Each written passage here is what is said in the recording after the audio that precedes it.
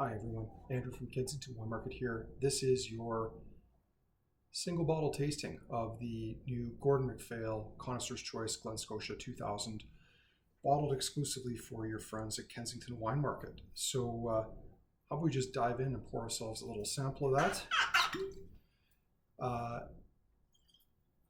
This is our second ever single cask from Glen Scotia. It's a distillery we don't see, frankly, enough of. And a big part of that comes down to the fact that it's a distillery that really struggled through the 80s and 90s and really into the 2000s. There wasn't a ton of production. The official bottlings have been getting better. I mean, frankly, Glen Scotia for me is an underrated distillery.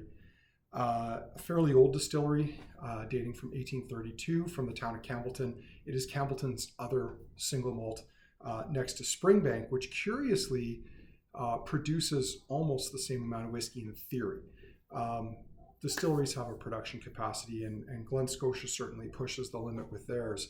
But Springbank has always had a little bit more traditional, laissez-faire attitude towards production, and only produces roughly about half as much in actual terms as Glen Scotia does.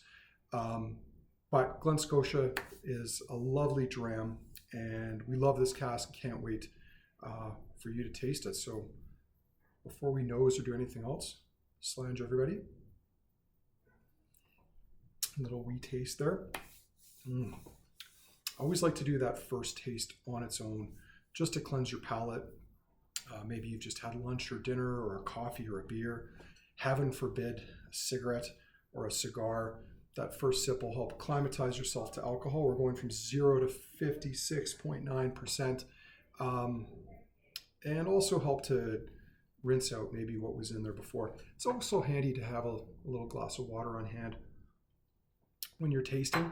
You can add it to the whiskey, but I'm not normally a fan of doing that. I will experiment with it from time to time.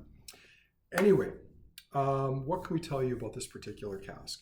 So this is a 2000 vintage Glen Scotia. It would have been filled into cask by Gordon MacPhail, their own cask, as is their habit, matured at their own warehouses in Elgin, and then bottled after 22 years.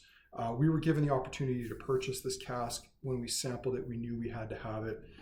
Glen Scotia falls into one of two styles. It's either kind of a light Campbellton funk style, oily, engine oil notes, or it can go into a really dirty style where there's a much heavier peat presence, but also that oiliness becomes a little thicker, more viscous, and as I said, dirty. And that might sound like an undesirable trait, but if you've ever had a good, dirty Glen Scotia, you know what I'm talking about. Also, as the whiskey gets older, I find it really starts to develop these nice tropical tones. We did a prior cask of Glen Scotia by the distillery a number of years ago, and it was definitely in that dirty, sherried, oily style, very peated style of Glen Scotia. But as you pull back the layers, you start to see some of those nice tropical fruits. And it's probably worth noting where that's coming from. And certainly in the case of Glen Scotia, it's because the whiskey, at least at this point, was never being made in a hurry. The distillery would have had very long fermentations. It had a bit of a turbulent past, closing and reopening many times. It closed in both 1984 and 1994, having reopened for a short while in 1989. It reopened permanently in 1999, initially with labor from the Springbank distillery, but the Loch Lomond group who bought it and who were the owners decided to actually bring it up to speed, put their own people in place and get things going. And when I first visited in about 2005, 2006, it was one of the saddest looking distilleries I'd ever been in. The building looked Dickensian, like it was crumbling. The stills were so rough you could strike a match on them. The one thing that really stuck with me were the washbacks. What you see in most distilleries are either stainless steel or Oregon pine, and there's a debate as to whether one's better than the other. Some people believe Oregon pine kind of holds back bacteria that helps influence the fermentation. Stainless steel, others prefer because it's cleaner and easier to maintain a consistent temperature. Regardless, Glen Scotia didn't have either. It had cast iron washbacks. And the thing about cast iron is it rusts and it flakes. And that fermentation where you're creating that beer that you distill, it's a boiling process, and blocks and chunks of cast iron rust from these washbacks were getting stripped off by the fermentation, that violent fermentation. And so you're thinking, oh, there's iron in there. How on earth can this possibly taste good? And I'd been at Glen Scotia, I should say, just prior to visiting there. I'd been to Auchentoshan and Arran. Those are the only two distilleries I'd seen. This was my first trip to Scotland. And they were both gleaming and beautiful, and the stills were polished, and everything was well manicured.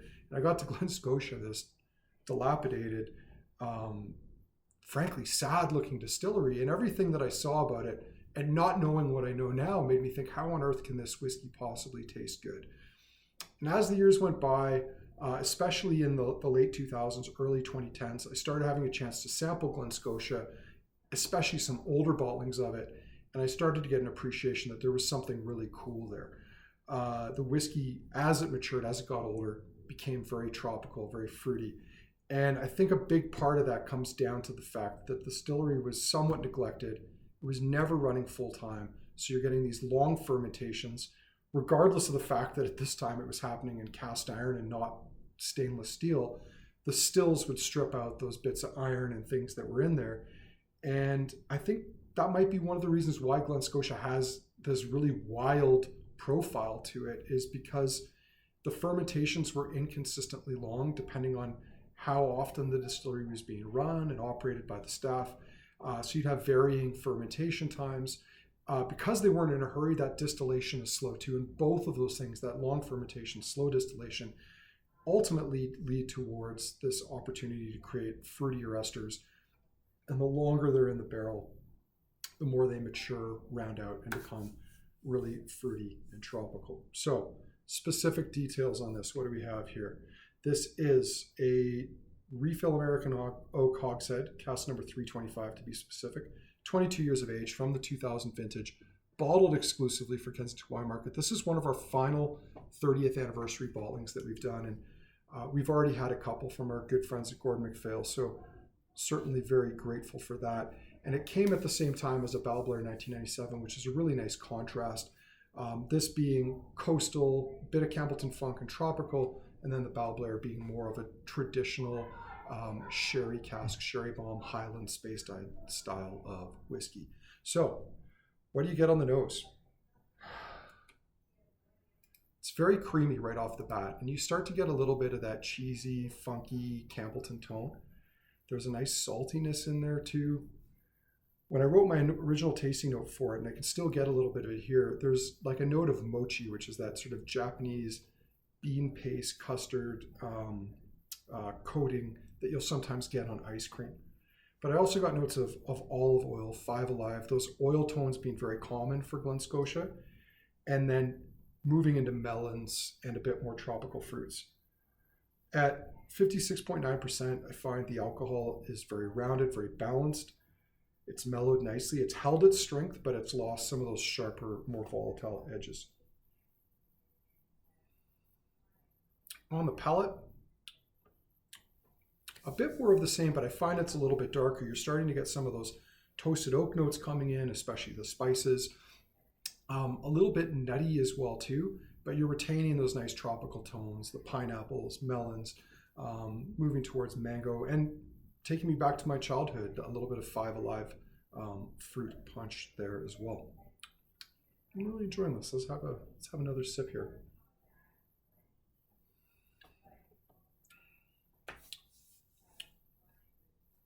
Still smooth, starting to see a little bit more of that salty,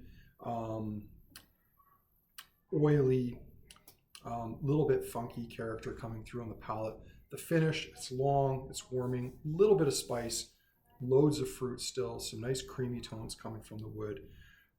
Overall, it's just a beautiful malt. It's a whiskey we don't see very often.